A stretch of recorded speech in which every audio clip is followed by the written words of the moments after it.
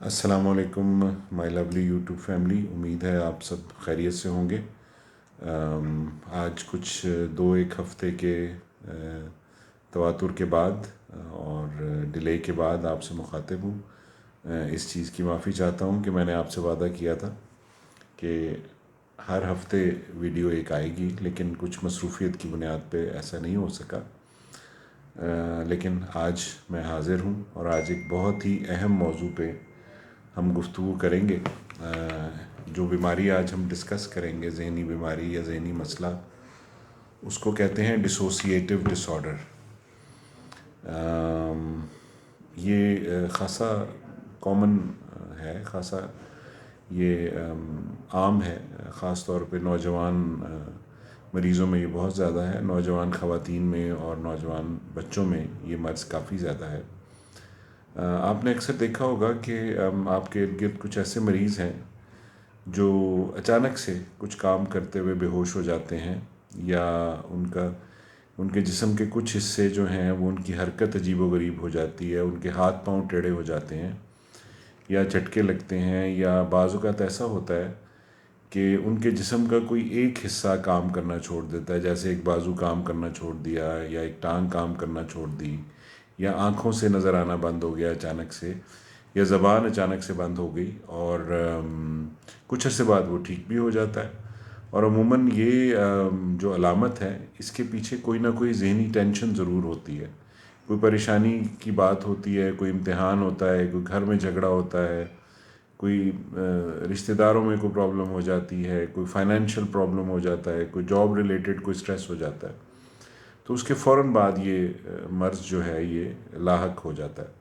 इस मर्ज़ को डिसोसिएटिव डिसऑर्डर कहते हैं। मैं आपको एक चीज़ बता दूं कि ये मर्ज़ जो है ये बिल्कुल काबिल इलाज है, और इस मर्ज़ का सबसे अहम चीज़ ये है कि पहले इसकी तशख़ीस करना। तो तशख़ीस में सबसे अहम अमल ये है कि क्या ये मर्ज़ की अलामत होने के बाद कुछ अरसे में ये मर्ज़ ख़ुद से ठीक हो गया और फिर बार बार होने लगा। दूसरी, क्या इस मर्ज़ के साथ किसी ज़हनी टेंशन का ताल्लुक़ है। और तीसरा, क्या ये मर्ज़ जो है इसकी अगर इन्वेस्टिगेशन की गई, टेस्ट किया गया, सीटी स्कैन कराया गया तो ठीक था, इलेक्ट्रोएन्केफेलोग्राम कराया गया तो ठीक था और पता चला कि मिर्गी का मर्ज़ नहीं है। इसी तरीके से बायोकेमिकल प्रोफाइल कराया गया तो वो भी ठीक था। इन्फेक्शन के हवाले से पेशेंट को देखा गया तो वो भी ठीक था। तो जब ये सारी चीज़ें ठीक थी और उसके बाद ये अलामत हुई, तो फिर इस मर्ज़ को डिसोसिएटिव डिसऑर्डर कहते हैं। अब ये मर्ज़ होता कैसे है? दिमाग के दो हिस्से हैं, लेफ़्ट लोब और राइट लोब, और ये हिस्से जो हैं आपस में एक ख़ास किस्म के धागों से जुड़े हुए हैं, जिनको एसोसिएशन फाइबर्स कहते हैं। और ये जो धागे हैं, जब ये कुछ अरसे के लिए काम करना छोड़ दें तो एसोसिएशन से डिसोसिएशन हो जाती है। इसलिए इस मर्ज़ को डिसोसिएटिव डिसऑर्डर कहते हैं। और इसको आम अल्फाज में अपने मरीज़ों को मैं समझाने के लिए ये कहता हूँ कि कुछ अरसे के लिए दिमाग की बैटरी काम करना छोड़ जाती है, और फिर जैसे गाड़ी की बैटरी ख़ुद से दोबारा काम करना शुरू करती है, उसी तरीके से दिमाग भी दोबारा से काम करना शुरू कर देता है। तो जब भी इस तरह के अलामत का कोई पेशेंट आपके पास आएगा, तो उसको सबसे पहले तो हम इन्वेस्टिगेट करते हैं कि इसको कोई दिमागी मसला तो नहीं है, कोई दिमाग का इन्फेक्शन तो नहीं है, कोई ट्यूमर तो नहीं है। उसका सीटी स्कैन, एमआरआई करते हैं, फिर उसका इलेक्ट्रोएन्केफेलोग्राम करते हैं, ये जानने के लिए कि मिर्गी की कोई किस्म तो नहीं है। उसके अलावा फिर उसके कुछ ब्लड टेस्ट भी करते हैं। ये सब, जब ये सब चीज़ें ठीक निकल आती हैं और हमें ये भी पता चलता है कि मरीज़ ज़हनी तौर पे टेंशन का शिकार है, तो फिर हम उसको इस मर्ज़ के साथ डायग्नोस करते हैं और फिर इसका इलाज शुरू करते हैं। यहाँ पे एक बात जो मैं हमेशा अपनी हर गुफ्तगू में कहता हूँ वो ये है कि इस मर्ज़ का इलाज तावीज़ धागों में नहीं है। इस मर्ज़ का इलाज किसी काले इल्म से नहीं हो सकता।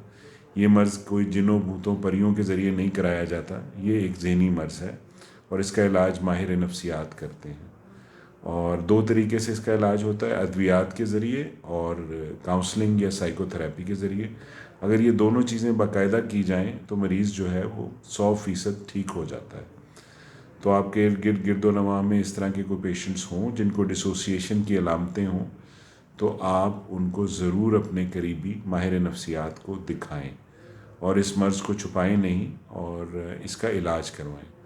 بس یہ چھوٹی سی گزارش تھی آپ کے لیے. اللہ تعالیٰ آپ کا حامی و ناصر ہو. اللہ آپ کو خوش و خرم رکھے اور تمام بیماریوں سے دور رکھے, محفوظ رکھے. مجھے بھی اپنی دعاؤں میں یاد کیجیے گا. اپنا خیال رکھیں. اللہ حافظ.